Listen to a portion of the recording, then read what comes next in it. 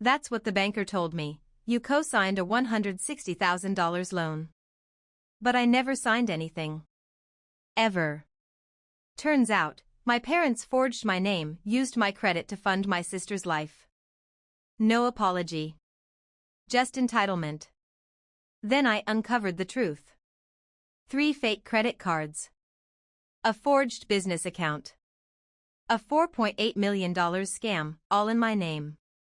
They didn't just betray me, they used me to con everyone who trusted them. I told them, this isn't anger. This is justice. And when I walked in with the evidence, I wasn't their daughter anymore. I was their reckoning. They never saw it coming. But trust me, that was only the beginning. My phone rang that afternoon as I was concluding my last consultation with a client at the downtown Chicago law firm. An unknown number appeared on the screen, yet it belonged to a bank. I scowled and replied. Hello, this is Horizon First Bank's Brad Coleman. Regarding a mortgage loan for a home at 720 Glenwood Drive, I need to confirm a few details. I blinked. Glenwood Road? I had no real estate there. You must be with the wrong person, I said courteously. That address is not associated with any of my loans. I can appreciate your astonishment, the man responded, hesitating a little. However, a mortgage application lists your name, Evelyn Blake, as a cosigner under the primary applicant, Lauren Blake, your sister. I went cold. The pen fell out of my grasp and struck the desk. That isn't feasible. Nothing pertaining to my sister's loan has ever been signed by me. He answered, I know what you mean, but the loan was approved 7 months ago. Your signature appears on every document. The documents were delivered to the branch by your parents. I didn't breathe. My mother's avoidant look at Christmas dinner, the awkward silence whenever I brought up Lauren's new home, and, most importantly, the time they handed me some health insurance forms at Dad's birthday party, stating that I only needed to sign them because it was time for renewal, were all images that raced through my head. I made an effort to speak steadily. I require a copy of every document. Right away. Brad answered, in the next few minutes, I'll send them an email. However, there's another problem. The payments are past due by almost 2 months. The sum as of right now is approximately $178,000. My chest constricted. I was unable to comprehend the remainder of Brad's words. I called Daniel when the call was over. Daniel is a civil lawyer and my best friend from college. She was the only person I knew who wouldn't condemn me for saying something so crazy. When he picked up, I exclaimed, they faked my signature. Lauren. My folks. Every one of them. Daniel didn't pose any queries. I'll arrive in 15 minutes. I had already gotten Brad's email when Daniel got there. When we first opened the PDF file, all of our suspicions quickly gave way to outright rage. The mortgage declaration's signature line not only looked like mine, but it also included my mother's handwriting's small loop at the end of the letter A in Evelyn. Daniel gave the screen a tap. They didn't even try to imitate it exactly. This is a grave transgression. I gave a nod. My mom was phoning, and my hands were shaking when my phone rang. I gave Daniel the phone. Calmly he made a gesture. Respond to it. Keep your cool. I inhaled deeply before answering the phone. Hello, Mom. My dear. Tonight, are you free? Your favorite dish, spaghetti and meatballs, is being prepared by your dad. The irony almost made me laugh. I answered calmly, that's great because I wanted to talk to you about a really intriguing call I received from Horizon Bank. On the other end, there was stillness. Then, with a stutter, she spoke. I had intended to inform you. Soon. Actually. Simply put, Lauren needed assistance, and you're doing so great.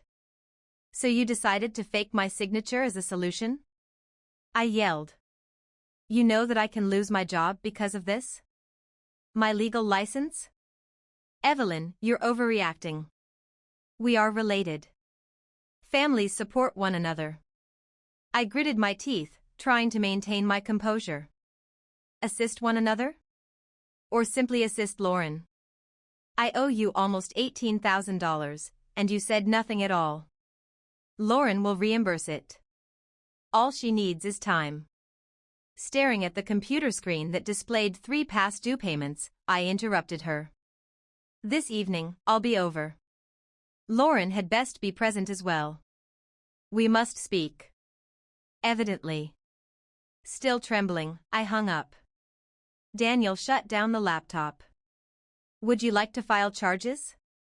Feeling as though the room's air had been drawn out, I slumped into my chair.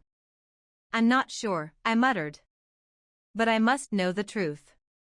Everything. My shoulder was touched by Daniel. Then we begin this evening. I gave a nod. I felt something change, not pain, but resolution. My success served as a cover for my family's poor choices. All right. They will now experience what it's like to deal with a lawyer.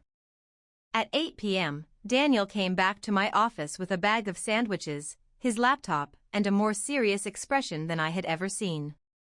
He put down the food and pulled up a chair, saying, "You have to eat something before you lose it. I've begun researching the bank and 3 other financial institutions. This goes beyond a simple mortgage."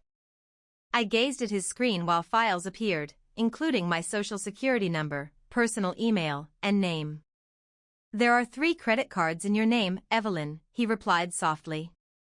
Less than 6 months after opening. The total maximum on the credit is about $60,000. And they're all at full capacity. My heart was racing when I fell into the chair. No way, I replied. I've only ever submitted 1 card application. Daniel flipped to another screen and added, my MX from 2019, and that's just the surface. Additionally, a financing company in Iowa is offering a $45,000 unsecured personal loan. Paid out 4 months ago. And worse, an investment account in your name was used as collateral for a business loan, he said after pausing. I leaped to my feet. What? I'm not a business owner. There's no need for you to, Daniel answered coolly. All they required was a signature and some papers. Which they have become adept at pretending to be. With my thoughts racing, I paced the office. For 7 months. I had been living, working, and thinking I had a stable financial situation for 7 months. Furthermore, those closest to me had utilized my identity as a cover for their debt throughout that period. Daniel continued, your credit score has completely collapsed. How recently have you checked? I said, about 6 months ago. It was 812. Now it's 613. I collapsed back into the chair, exhausted. My career, Daniel. The firm will start to inquire if they find out. I might be implicated in an investigation simply for having the account. For that reason, we must move quickly, he stated gravely. I've previously spoken with our main office's financial fraud specialist, Nora. She has agreed to assist, but she requires all of the documents. How much more do you believe I'm unaware of? I asked, constricted in my throat. Daniel shook his head, saying, hard to say. There is nothing stopping them from using your identity for investments, additional credit, or even tax filings if they falsified a mortgage signature. My phone rang. Lauren. I didn't respond. Daniel took out a binder and stated, we'll take it step by step. To start, you must freeze your report by contacting the 3 credit bureaus. Every institution that opened accounts in your name without your permission will then receive fraud reports from us. Still lightheaded, I nodded. How much damage has been projected overall thus far? Approximately $270,000. More if we discover further hidden accounts. The floor seemed to vanish beneath me. I spent close to $300,000 because my own family believed I could manage it, not because I made poor decisions or overspent. I muttered, I must know what else they're concealing. Who knows what else they've done if I'm the target? Daniel gave a nod. I'll work with Nora on this. You should, in my opinion, also hire a third-party legal analyst to examine every transaction on your accounts. Wait, Mom borrowed my laptop twice last month, I thought. Stated that she had to check her email. Additionally, Lauren arrived at my workplace late on my birthday. She had access to account information. Daniel obtained my remote login history by opening his laptop. He switched the screen to face me a few seconds later. Your mother's home IP is being used for unlawful login. Immediately following Lauren's visit. So that's it, I remarked in a hollow voice. They did more than simply exploit me. They had it planned. Daniel hesitated. What are your next plans? I gave him a look. The response was obvious. No going back. I'll go up to them tomorrow night. Not as family, though. I will inform them that I am well informed. And I'm not going alone this time. I felt alienated when I entered the suburban home where my parents had resided for more than 2 decades. The family photo in the living room, the old carpet, and the smell of roast chicken Mom always made when she was hiding anything all looked exactly like they did on Thanksgiving. With swollen eyes, Lauren sat at the dinner table. With his back to the stove, my dad stood silently. My mother attempted a grin as she looked up from the couch. You're here, Evelyn. As if nothing had happened, she stated it. I didn't answer. On the table, I laid down a substantial pile of papers that were printed from Daniel's files. Let's not pretend, I muttered. These are copies of all the investments, loans, and credit accounts that were falsely opened in my name. Mom took one look at the file and immediately turned her head away. Lauren started crying. You don't comprehend, she stumbled. I didn't intend to. Things got out of hand when I only needed a little assistance with the down payment on the house. Didn't intend to? I interrupted her in a chilly tone. Lauren, you obtained a $160,000 loan using my credit score. You used my credit cards to make purchases. You obtained your loan by using my investment account as security. Is that considered a little assistance? My dad finally spoke at that point, his voice worn out and low. All she needed was a kick. Evelyn, you already have it all, a reputation, a job, and money. All Lauren needed was a chance. I gazed at him. So you both believed it was acceptable to use my identity as a financial tool and forge my signature? My mother got up and moved in closer. Evelyn, we are family. I thought you would understand, even though I know this was wrong. I thought you would pardon us. I took a half step back. I don't have forgiveness on my list of things to do today. With tears running down her cheeks, Lauren took hold of my arm. I swear, I will repay it. All I need is time. I viewed a picture of her credit card statement on my phone. You spent $4,200 on luxury purses and over $7,800 at a spa last month. What specific strategy do you have to repay that? What is your monthly income? Quiet. Like a razor, the question cut through the living room. Lauren's voice was so quiet I had to crane my head to hear her say, I don't know. My job is not stable. Slowly, I nodded. I apologize, but you are unable to repay it. And perhaps we are no longer even communicating if you both genuinely think that love is good enough to ruin my reputation, my career, and my credit. My mother started crying. Please don't do this, Evelyn.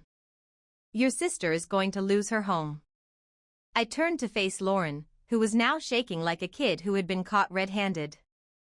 Then I turned to face my parents, who had previously instilled in me the importance of honesty.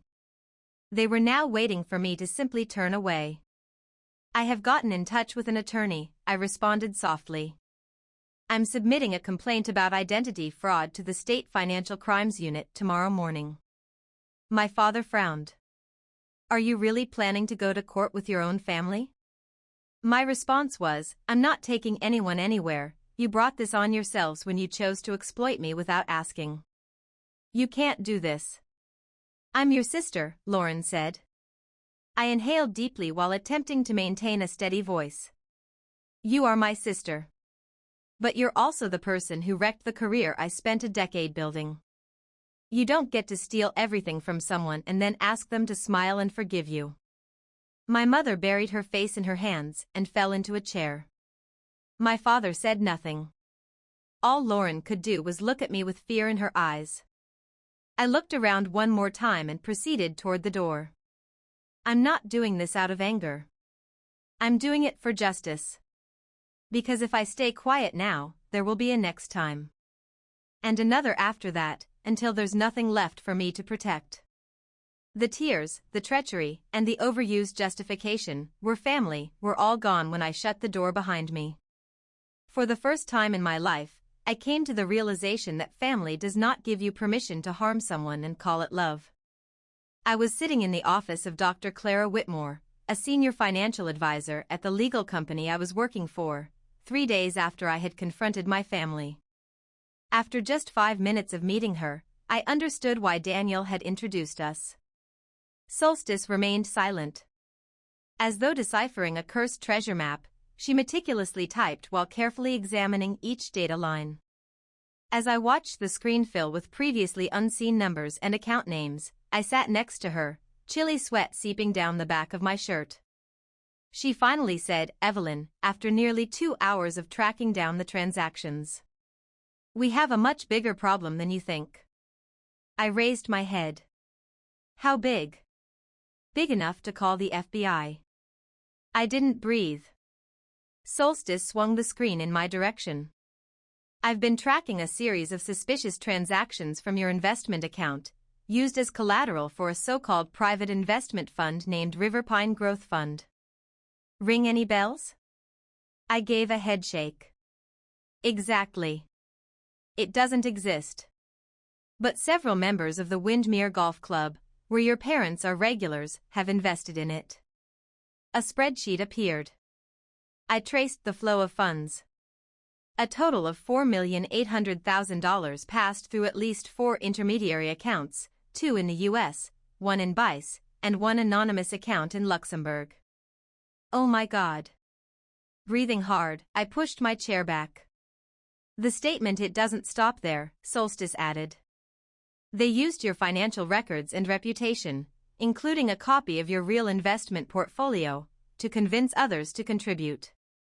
Your name, your photo, your investment account, even fake email exchanges showing you as the fund manager. They faked my email? They created one nearly identical, e.carter.conalt@gmail.com. They also replicated your e-signature. I suspect there's a keylogger installed on your office computer or a shared device." With my heart pounding, I lowered my head into my palms. So they didn't just scam me, they used me to scam others? Exactly. These people believed they were investing in a fund run by a successful young attorney. They trusted your personal profile, your perfect credit score, your job title. It was a sophisticated setup. At that moment, Daniel entered with a coffee and a hardly disguised tense expression. "Quickly, I got a message from a bank employee," he claimed. "Evelyn's father and a friend just tried to withdraw $180,000 from a joint account, but the system flagged it and froze the transaction." "Good," Solstice said with a nod. "We need to stop them before the money disappears completely." I was still having trouble breathing. "What about the victims? Has anyone come forward yet?" "Not yet," said Solstice. "They're all older. Well respected. Reluctant to admit they were fooled. Some are old friends of your parents. Others were your mom's college classmates." I was taken aback. The individuals most harmed were those who had the greatest faith in my family. Solstice stepped out for a moment and said, "There's someone you need to meet." She came back a few moments later with a woman I immediately knew in her beige coat and well-groomed gray hair.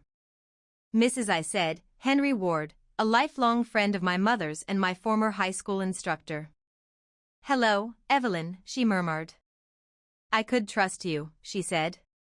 I got up and gave her a handshake. I really apologize. Had I knew earlier? Her eyes were hazy as she shook her head. I had faith in your mom. In your picture. Young, prosperous, and astute with money. You managed the fund, they said. I took all of my retirement funds out. My throat constricted. I'll do every effort to get that money back. I swear. I promise. Daniel gave a nod. We have a whole case file ready. In the morning, we will deliver it to the Federal Investigation Office. We're also putting together a comprehensive list of victims, Solstice continued. They will get legal assistance and protection after the case is filed. The whiteboard on the wall, filled with sticky notes with victim names, transaction dates, and monetary amounts, caught my attention. With my name in the center, it appeared to be the plan for a huge fraud enterprise. How long do we have? I inquired. Very little, Daniel answered. They're in a panic. If we wait too long, the funds can disappear into other banking systems that are out of our control. I balled my fists up. Then we begin right now. That morning, Daniel and Solstice and I entered the Hallage Bank headquarters with a heavy file containing financial statements, IP access records, falsified emails, and a confirmed list of illicit investments. When he noticed us, branch manager Frank Delaney got to his feet, a look of stress and surprise on his face. He tried to sound impartial as he said, "Evelyn, I just met with your parents earlier today. They even threatened to sue you for defamation, claiming you're trying to damage the family's reputation." I put the file on his desk and gave him a direct look. "So I think you should look at what I brought today." Frank took a seat and started going through the papers. He took his time reading every page. Over time, the serenity in his gaze gave way to worry, particularly as he looked over Solstice's examination of the dubious transactions, with a focus on the money trail connecting anonymous offshore accounts to the River Pine Growth Fund. He sighed as he arrived at the IP address report, saying, "Oh my God. Every credit card application, investment activity, and mortgage application was completed from the same address, your parents' house?" Solstice gave a nod. Additionally, we extracted logs of device identification. The personal laptop that Lauren used to travel to Evelyn's office was the source of all activity. With a stone-cold expression, Frank shut the folder. "I must bring this to the attention of our internal legal staff right away. All associated accounts must be frozen by the bank while the investigation is ongoing." The Federal Financial Crimes Office and the Northridge County Police Department have already received the same report, Daniel continued. "Officers should be here soon." 2 officers in plain clothes came inside the bank less than an hour later. Inspector Red Harper and Deputy Inspector Nina Torres were people I knew from a previous meeting. "Thank you for your cooperation, Miss Carter," Inspector Red Harper remarked.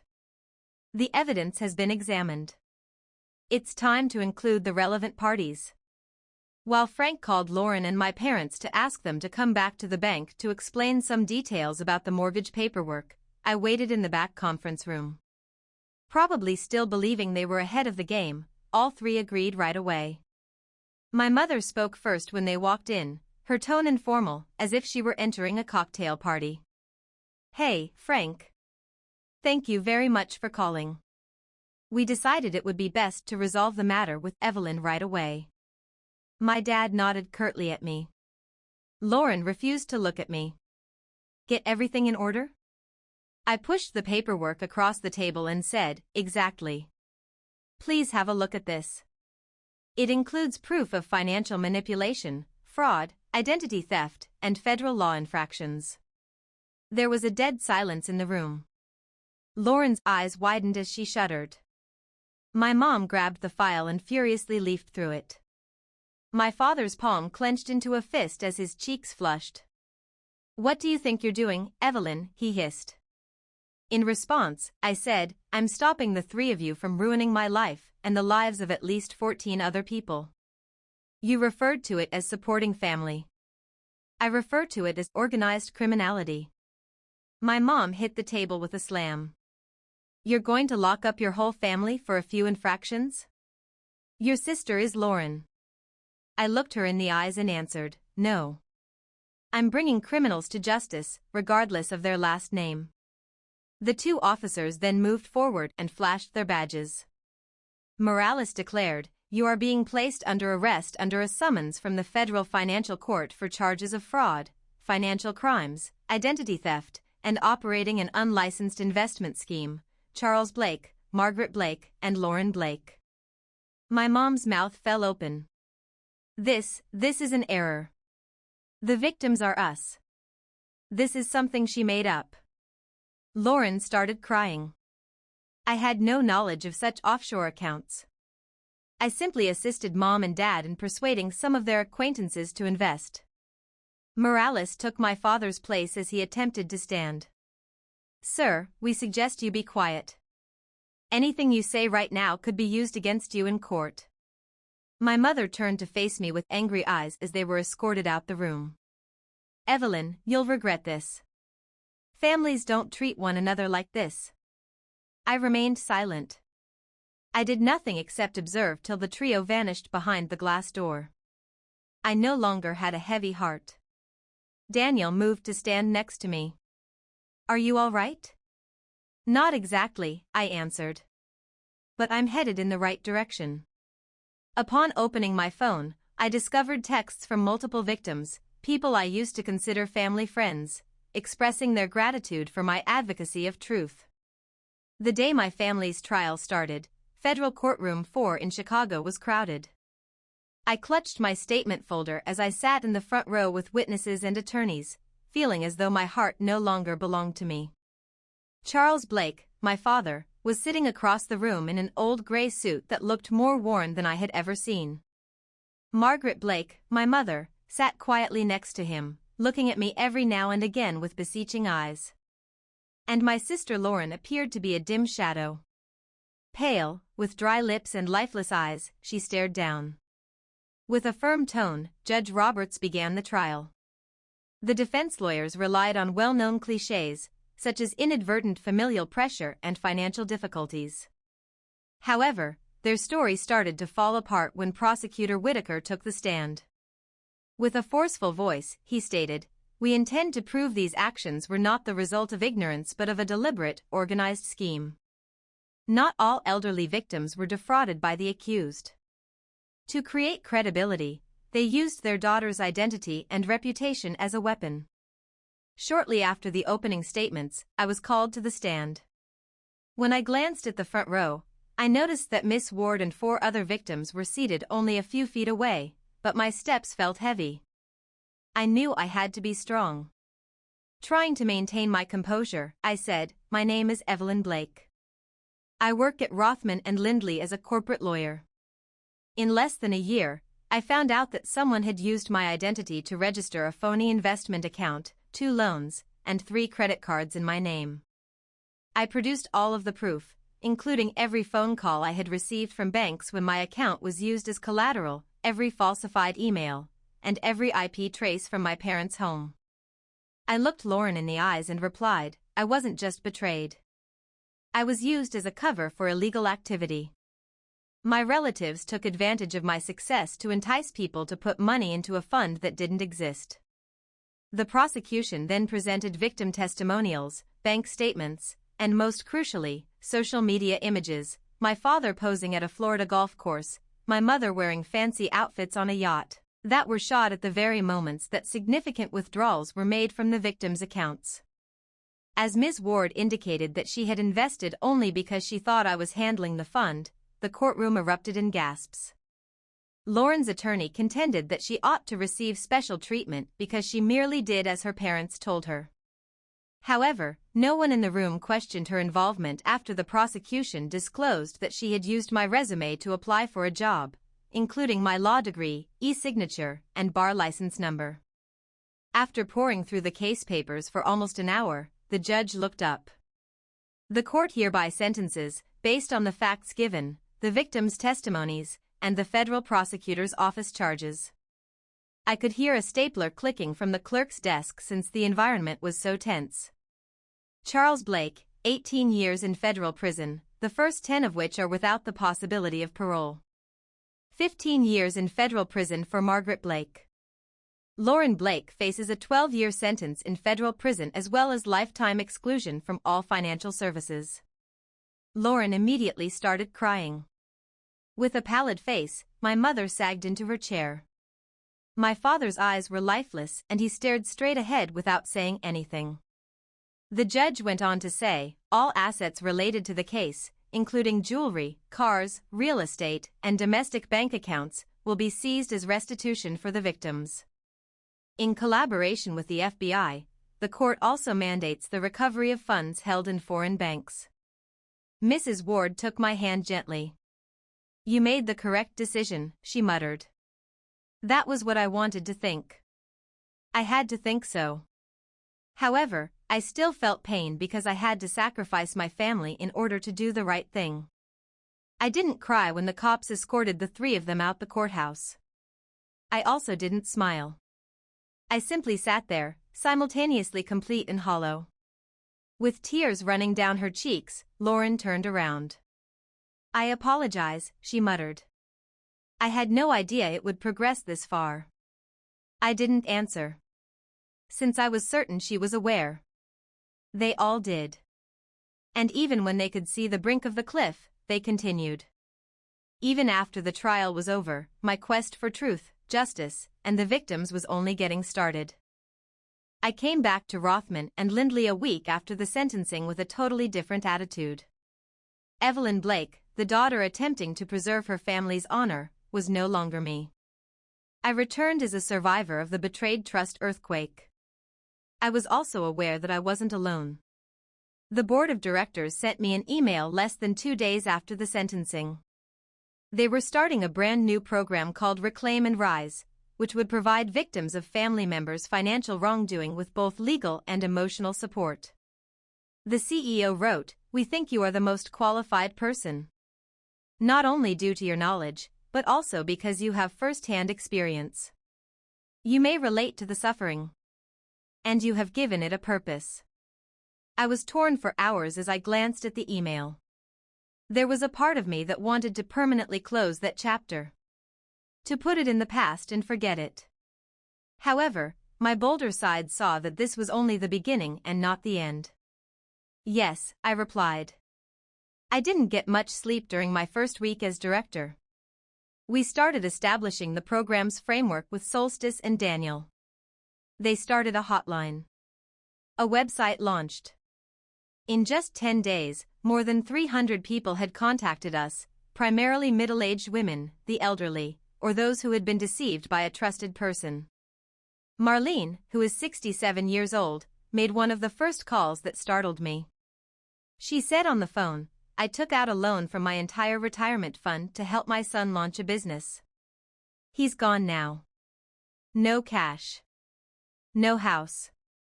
I also feel foolish." My voice caught as I sat in my office, gripping the phone.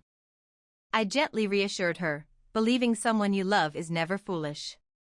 But it's amazing to have the guts to stand up after being betrayed." At the same time, I completed the task of clearing out my parents' former flat, which I had been putting off for months. The remaining contents had been given to local authorities when their assets were taken for reparations. I was granted the authority to recover any private belongings that had nothing to do with the case. It was like entering a cemetery as I walked into the home where I was raised. There was still the wooden clock my mother polished once a week. I started to get chills from the family pictures on the wall, with their flawless, rehearsed smiles. As I entered my former bedroom and dug through Lauren's dresser drawers, I discovered a battered leather journal. She wrote the following in her handwriting on the first page. "Don't let Evelyn know about the Riverpine plan." In order to let go, not out of rage, I closed my eyes and inhaled deeply. In a small auditorium provided by the corporation, I hosted the first support group meeting that evening. I had a speech ready. I folded the paper in front of me, however, as I glanced about at the grizzled faces in the room, faces that had known confusion and terror, and now displayed silent hope.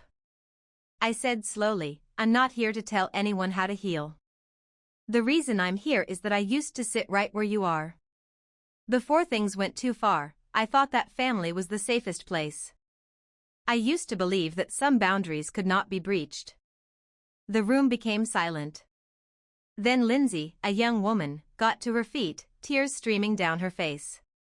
With a shaky voice, she said, "Thank you for saying what I never dared to admit." I had hundreds of letters, handwritten notes, and even modest gifts after that meeting, not because they were grateful, but because they no longer felt alone. I had no mother, no father, and no sibling in the traditional meaning of the word. However, I had discovered a different type of family, one that valued honesty and compassion over perfection. I sat on a bench by the office one fall afternoon and saw the sunshine filtered through the leaves. Solstice showed up with 2 coffee mugs. "Do you think you'll ever be able to forgive them, Evelyn?" Gently, she inquired. After giving it some thinking, I grinned. I'm not sure if forgiving is still important. However, I've forgiven myself since I know this. For remaining quiet. For putting up with it. For thinking that they wouldn't have done what they did if I were only good enough. Solstice gave a nod. Both of us gazed at the skyline, where many individuals were attempting to start over. I now speak up for those who were never given a chance. That's how I start over. That's how I decide to continue. I was the only one in the auditorium during Reclaim and Rise's inaugural conference that evening. Now that the room was empty, the chairs were stacked, and the platform, where I had just told my tale to hundreds of others who had also experienced familial betrayal, was illuminated by warm, golden lights. Dozens of handwritten notes, messages left by guests, were arranged on a little table in the corner. One of them said, "I used to believe that my inability to forgive made me weak. But now that I think about it, I realize that sometimes cutting off what's toxic is the best course of action." I felt the tremulous phrases as though they were a part of me as I held the paper. I had deceived myself for years into thinking that maintaining the family image was holy and that love meant persevering. However, I now realize.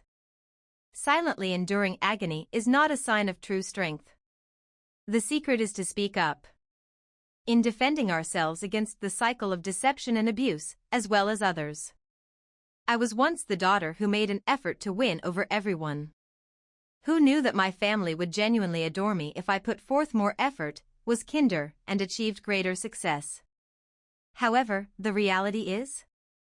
You don't have to work harder to earn love. It is offered freely, respectfully, and in person. Additionally, if such items are not included, it's not affection. It is in possession. I recalled the day I testified in court before the 3 individuals I had previously believed to be my anchors. Not only was my heart hurting at the time, but I also felt a silent resolve. Never allow another person to experience this without support. I've met hundreds of individuals since then. An unmarried mother who was deceived by her own brother, who obtained a loan in her name and vanished. An old man on disability whose daughter purchased a high-end vehicle using his identity. A young college student who was in debt after his parents applied for a loan for his younger sibling's education using his name. Different tales. The same heartache. The unquestioning betrayal of someone you once loved. And I started to understand. We occasionally need to redefine the term. Family. Blood isn't usually involved. It's not necessarily who gave you your name or who reared you. It's family that comes through when everything fails. It's about someone who respects your limits, speaks the truth even when it's difficult. Somebody who values you for who you are rather than what you offer. That's what I discovered. And for the time being, I fight for them. Family. Family is not based on blood. It has nothing to do with having the same name or roof. You are protected against exploitation in your family. When confidence is respected rather than misused. Where being loved doesn't require you to prove yourself. I glanced up at the program's motto, displayed in large white lettering on the banner behind the stage. Truth is the first step toward justice. Daniel entered through the side door with 2 hot teacups in hand. After giving me one, he took a seat next to me. "You did fantastic today," he remarked.